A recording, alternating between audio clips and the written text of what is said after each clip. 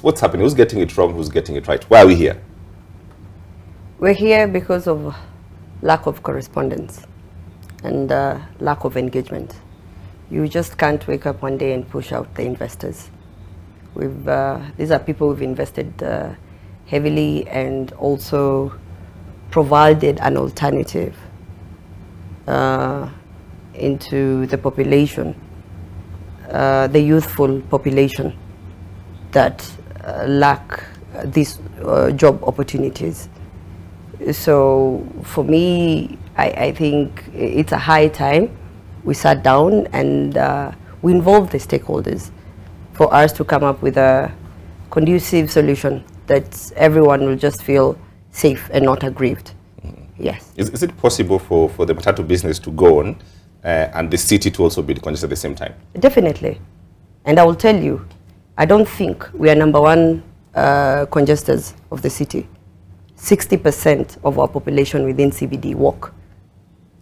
But I think we are targeted because we are an easy target. And of course, there is that fallacy and connotation that Matatus are rogue drivers, or, you know, it's like a rogue industry. But yet, we fail to look at the positive attributes that we contribute into this economy.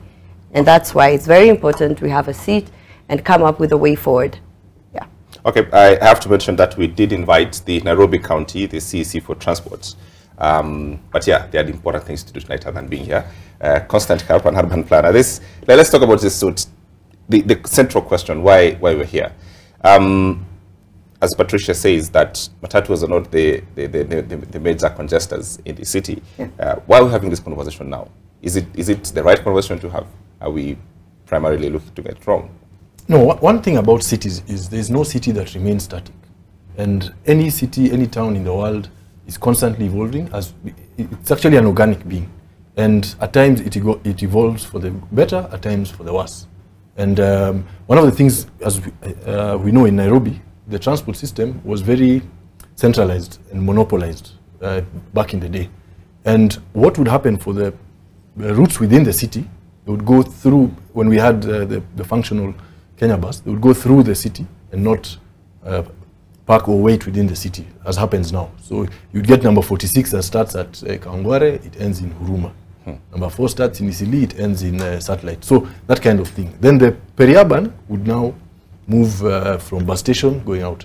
Then the other group of vehicles that were going out of the city, the long distance vehicles, is the reason we have a country bus station.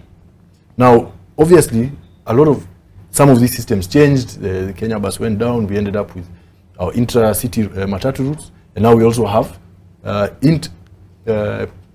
intercity vehicles within the CBD. So a lot of questions are asked. You know, we have along Kenneth Matiba Road, what many people know as Accra Road. You know, we have all the central Kenya, Mount Kenya region Matatus that board there.